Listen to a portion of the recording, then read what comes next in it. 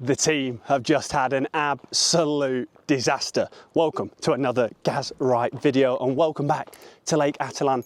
Chilled out, sexy vibes of a day. We thought, have a little bit of a lazy morning, get a little coffee, a little caffeine injection as always in the bones, and then gunfire in the distance, welcome. And we'll just saunter, just have a nice little walk to Lookout de Santiago. Looked at it on a map from San Pedro, looking like 3 kilometers on the road, and then probably about another 2 off-roading, just getting amongst it in the jungle that you can see behind me. And oh baby, we were not prepared for what was about to come. Not said it yet, so hit the subscribe button as always. I'm just gonna get straight into story time with Gaz. Right, so we sauntered down the road, one straight road from San Pedro all the way in the direction of Santiago to, as it says on the tin, Santiago, Lookout de Santiago, near Lookout de Finca as well.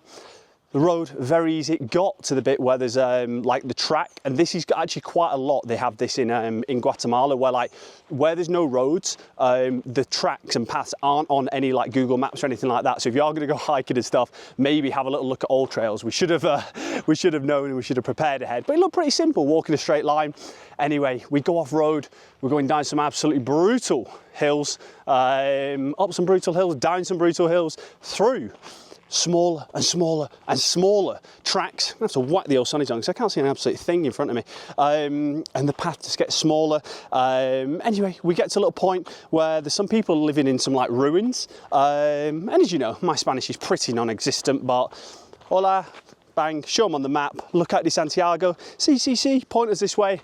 Oh my goodness, we went down 4 paths, all led to a dead end through dense jungle. It was like something off like King Kong or something like that, where like they're going through like a brand new island. You need like a machete just to like hack things down.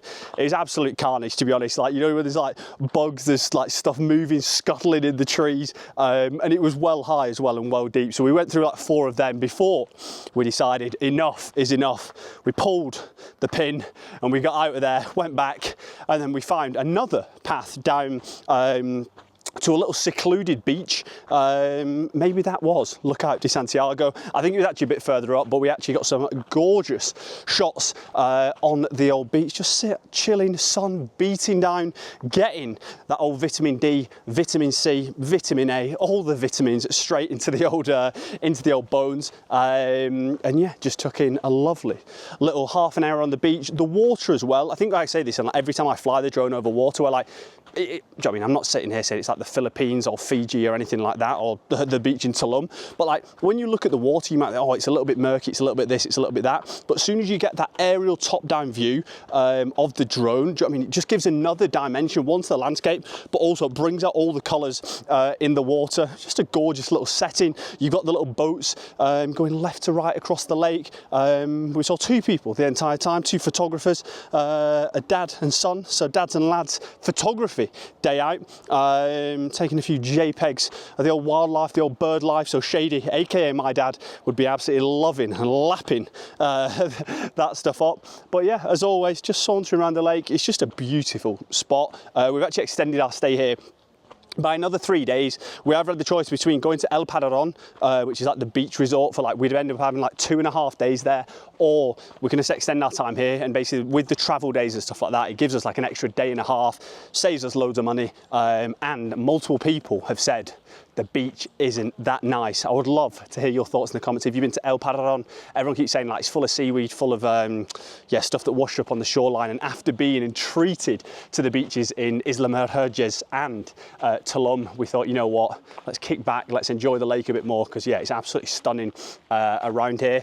And we're talking a little bit about vitamin D a little bit earlier, and I've said this a few times throughout our travels and just in life, to be honest, is that regular sun exposure, I actually think, is half the battle in life. It does help. We're not working, we're exploring, we're traveling. That's the other half. But in general, do you know what I mean? When you're going to work and it's the long days in the depths of, not the depths of summer, in the heights of summer, and just like you're finishing work, the sun's out, go a little park, little picnic, little beer war in a pub garden, go play some hockey, football, rounders, netball, whatever it is in the sun. It's just absolutely top draw. We're topping the tan up on a daily basis. I don't think I've ever been this tan in my entire life, keeping up with with my mum, just about. She's only been on holiday for like 10 days or something now. She'll be catching me up soon, get her back to the UK. But yeah, I genuinely think it is half the battle. So what does that mean? Live in a warmer climate, or just have an absolute shed load of holidays, things to look forward to, especially in the winter time. I think that is the killer. Summertime in London, I actually think it's one, or like summertime in the UK, Manchester, London, Bolton, 0161 is absolutely unbelievable. But yeah, it's the winter months that are killer. The cold, the rain, the darkness for the times of day. And that's another cool thing about being like in and around the equator. Because you're right on the equilibrium, right on the old equator. They don't really have too many seasons, so do you know what I mean? It's not like in the UK where you have like 6 hours of sun in a winter and then only like 6-7 hours of darkness in a winter and stuff like that. It's very similar all year round, so I could get on board with a little bit of that. But then again, I'm not sure what job I'd be doing on Lake Atitlan, because I've not got too much in the locker from a DIY sort of standpoint. Building something, working on a boat, don't think I've quite got that in the locker. This is an absolute hell of an introduction, but you know, it's a little bit of a chill day, kicking back. Sometimes we're action-packed with little travel guides, things to do. Sometimes we're just reminiscing.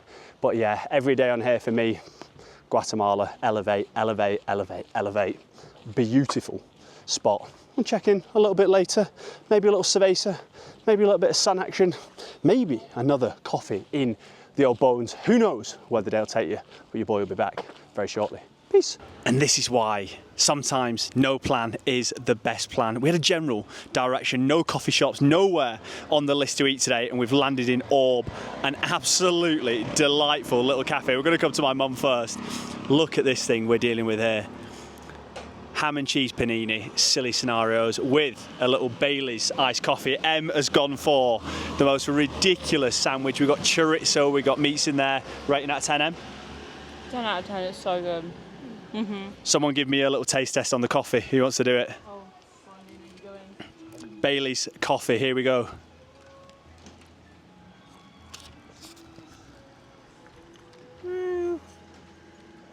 Not bad.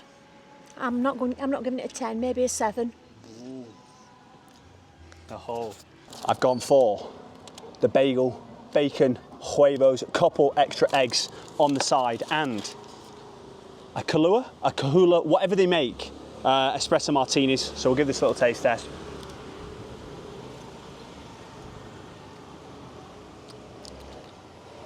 It's pretty decent. I agree with my mum. I'd say 7 out of 10. Really strong on the cold brew front. I would like a little bit of milk in an iced coffee, but that is just me. Let's give this little fella a little bite as well. Look at the scenes.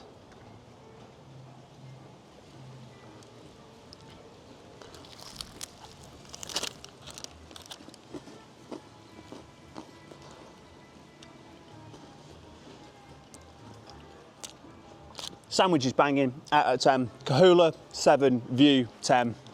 Cheers now. Take number 2. Rested, recuperated, showered, back in the game, and the Kings put on her best Stone Cold Steve Austin costume. Looking an absolute 10 out of 10. If you know who that is, please let me know in the comments. We're in El Zarate, Zapote, whatever it is, it'll be on the screen now. Lovely little setup. We came near for some lunch the other day. Spag bowl rating, Em? Gotta be 15 out of 10. Oh, it was seriously good. Silly amounts of meat, silly amounts of cheese, ridiculous flavour combinations. Marcus Waring will be absolutely singing their praises. Review, give a little taste review on the old Magahita.